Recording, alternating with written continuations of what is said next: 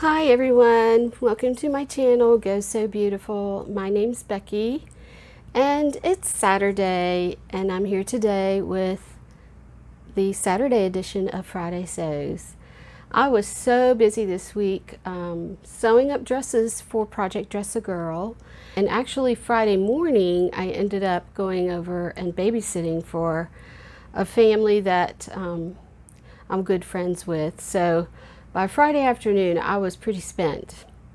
Anyway, I wanted to show you the dresses I did make. I showed you one of them last week, but I got the rest of them done, and boy, did they come out cute.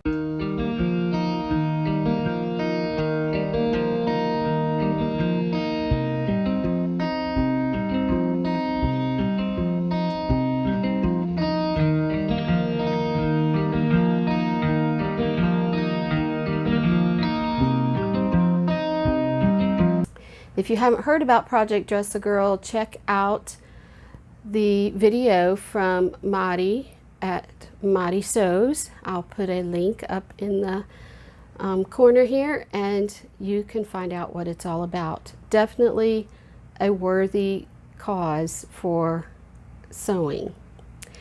Now, what I want to talk about today, I mentioned my fall sewing plans and how I decided to focus on making some tops and pants, and that I was hoping to get at least 1 or 2 pairs of pants made and 2 or 3 tops before my vacation, which is the first week of October.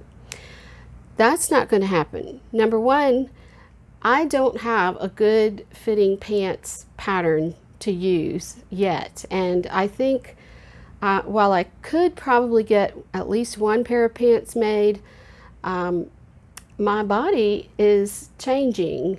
I am losing a little bit of weight, and so rather than make a pair of pants that fits me right now, I decided I'll wait and make them when I've got to a little bit more stable place. I decided that I would wear leggings mostly for my vacation, and I already have a few pairs of leggings from last year, but I didn't have any basic black leggings, so I've ordered a pair of leggings rather than trying to make them, and I'll probably be wearing those along with maybe some other lightweight pants that I have in my closet. Meanwhile, I thought, let me pull out my fabric and see what kind of tops I can make.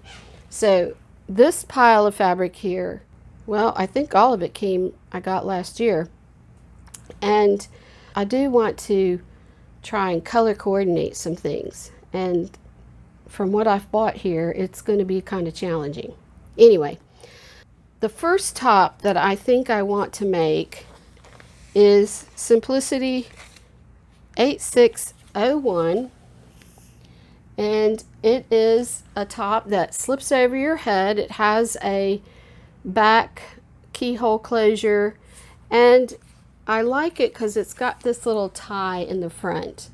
Now the model is wearing a striped top, and I really don't like that, or at least I don't want to make that, but I have a couple of different prints of round challis that I thought would be good, and one of them is this fabric, which I got last year on sale from fabric.com. Now you may notice this is got a striped pattern, so but I don't think I'm going to cut it on the bias. I think it'll still look good, maybe. Since I'm not really sure how the top is going to look on me, I mean, I think it'll look good because I have had another top that had a little tie in the front.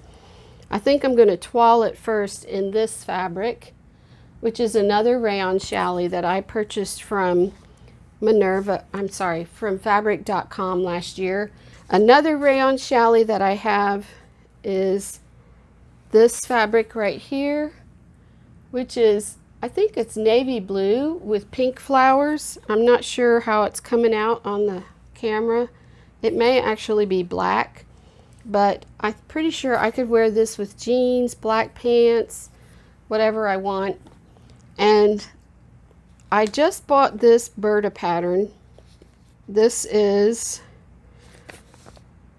6323, and I really like that long sleeve top. It's got kind of a flared hem and a button placket down the front. In the model, it shows a lace sleeves and yoke, but I think I might just make mine out of the fabric. Now, as far as this shape goes, I've been doing a little bit of reading about body shape. As I've gotten older, I think my body shape has become more of a pear shape. I'm not used to wearing clothes for pear shape, so I just looked and tried to find out what kind of clothes are good for pear shape. One of the things it said was to play up your upper body and wear darker colors on your lower body. And it said something about not wearing tunics. Now, in the last few years, leggings with tunics or big flare dresses has been really popular style, and I'll show a picture of me in kind of a tunic style dress, short dress with jeggings that I wore in the spring.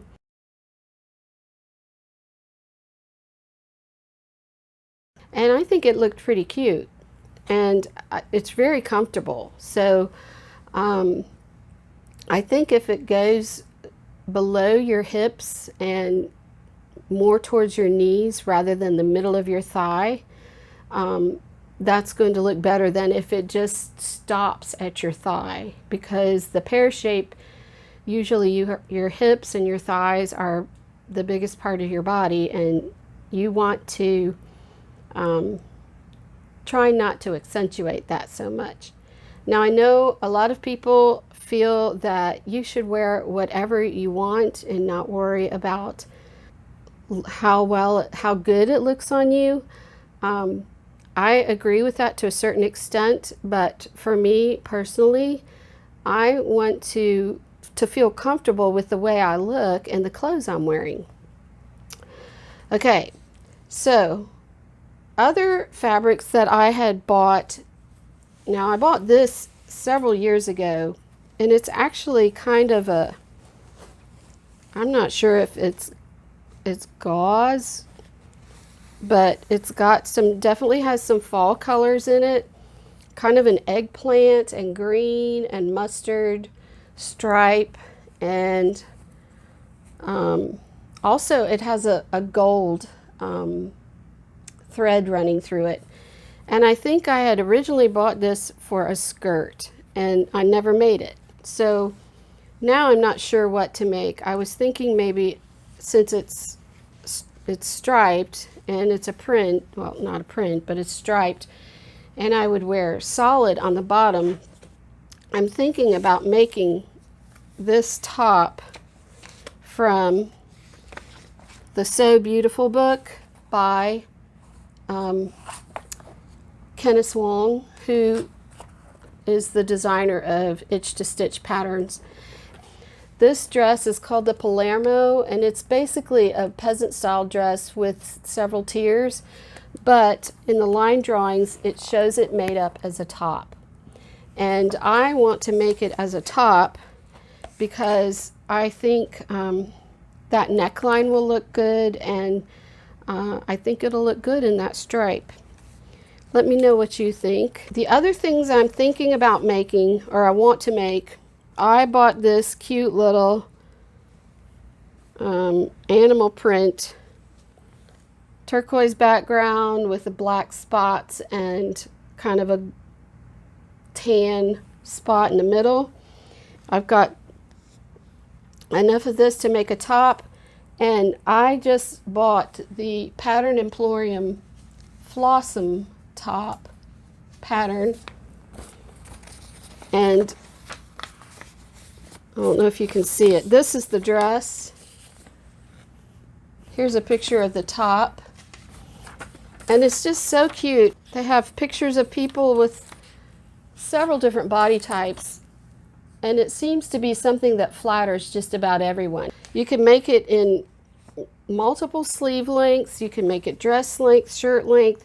And it's just got kind of a curved neckline, boat neckline with a peekaboo top that is bound with knit strips. So I think this will be really cute. And that's definitely one I'm going to make for vacation. I've got some other knit fabrics too. I've got this one, which is, these are both double brushed polys. And I think that would make up pretty in that top. And I've also got this fabric, which is from Joann. And I really liked it last year. This year, I'm not sure how I feel about it, but I actually was planning to make a dress. And so I think I'm going to stick with that plan and make this Ellie and Mac Be Graceful dress. It comes in different, you can make it in different lengths too. And here's one where it's a little bit short. I'll probably make mine a little bit longer, but it's just got a scoop neck with Emporium waist and elastic there, and then so the skirt is gathered. So I think that'll come out pretty. And then the last thing that I want to make, I don't think I'll get this made for vacation, but I bought this blue double gauze from Minerva last year. My husband gave me a gift certificate for either Christmas or my birthday, and I got 2 meters of this kind of, I don't know what color blue, it's not really indigo, kind of a French blue maybe, and it's got little white flowers on it. And I washed it, and I don't know if you all have ever used any double gauze, but it just shrinks up when you wash it and put it in the dryer. So I have ironed this out, and now it's nice. It's kind of drapey, almost a little bit like linen. It's very lightweight, but I'm going to make, and I really wasn't sure what I was going to make out of it when I bought it. I just knew I wanted double gauze because it was something popular everybody was buying. And I'm either going to make, actually I'm leaning towards this Simplicity S9265, and I want to make View C, but I think I'll make either longer sleeves or 3/4 length sleeves. It's got a V-neck and it's gathered under the bust again, an Emporium waist, and I'm pretty sure I have enough fabric to do that. Now the other choice would be this one, Simplicity S8856. This one looks like it's made up more for linen. I would probably make it dress length, and I'm just not sure. It's got these corners where, I mean, I don't know how to describe it. The front of it looks a little bit tricky to me, and I did hear another person who made this up on Instagram saying that sewing these gathers into the corners like that, it looks like it's cut almost like a T, and then they have these gathers stitched under on one part of the T.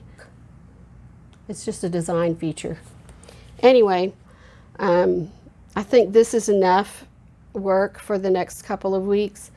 I did do some alterations on a couple pairs of shorts because I had bought them big enough to fit my hips, and then the waist hung out. I'll show you a picture.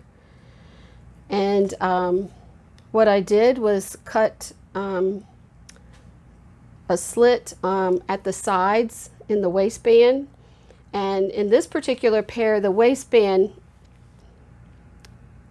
it had a seam right in the middle. So I was able to cut the seam open, insert the elastic, stitch it down in the waistband with just using a zigzag stitch, and then close it back up. I have another pair of shorts. I'm getting these white ones, and they might be a little bit more tricky, but I hate it when I buy shorts that fit me in the hips and then the waist hangs out, and that happens a lot with ready-to-wear clothes. So I have a lot of pants with elastic in the back just so that it will hug my waist and doesn't look, you can't see down the back of my pants. Anyway, one other thing I made this little lunch tote for a friend of mine. Actually, I made it for her daughter, and this fabric has polar bears on it, and it came from Joann's special order section. They have a section where you can special order different prints of fabrics in different types of fabric. So I saw this polar bear print and I said, oh, my friend would love this, and you could get it on, you know, quilting cotton, whatever you want. I ended up having it printed on a cotton duck, and then I bought some matte vinyl fuse from Pelon and basically fuse this vinyl onto the outside of the fabric, and I'll put a link below in the descriptions to the tutorial for this lunch tote. But this was a fun thing to make. So that's what I did this week. I appreciate you watching, and let me know what you think of these fall colors. If you want to see more videos like this, please like, subscribe, and hit the notification bell. Hope y'all have a great weekend. Go sew some beautiful things. Bye-bye.